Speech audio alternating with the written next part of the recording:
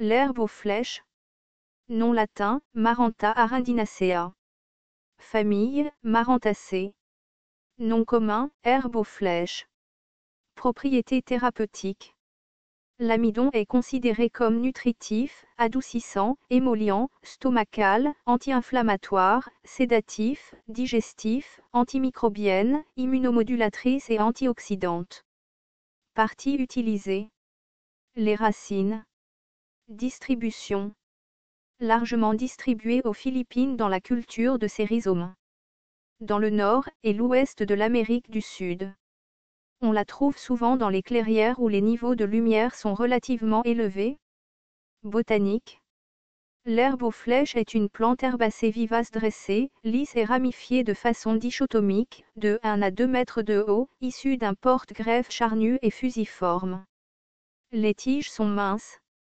Le limbe des feuilles est lancéolé, atténué-acuminé, de 10 à 20 cm de long, finement pétiolé, vert et arrondi à la base. L'inflorescence est terminale, lâche, divaricatée et peu fleurie. Les fleurs sont blanches et mesurent environ 2 cm de long. Constituants.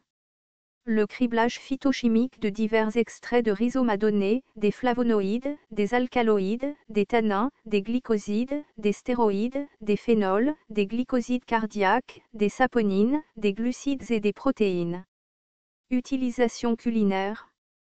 La racine crue ou cuite est la source d'un amidon comestible de haute qualité, qui est obtenu en broyant la racine en une fine poudre. Cet amidon hautement digestible est utilisé dans les pâtisseries, les biscuits, et est préféré à la farine pour épaissir les soupes et les sauces. Contrairement à la farine, elle n'ajoute pas de goût farineux. Médecine rurale. Facile à digérer, elle profite aux convalescents et aux personnes à faible digestion, aidant à soulager l'acidité, l'indigestion et les coliques. Elle est légèrement laxatif. Une infusion de la racine est traditionnellement utilisée pour traiter les infections urinaires. La racine a également été utilisée comme antidote au poison. La racine en poudre est utilisée comme onguent ou cataplasme, en particulier en combinaison avec une herbe antiseptique telle que la myrrhe. La racine en poudre est traditionnellement transformée en cataplasme pour traiter les plaies de la variole. Posologie.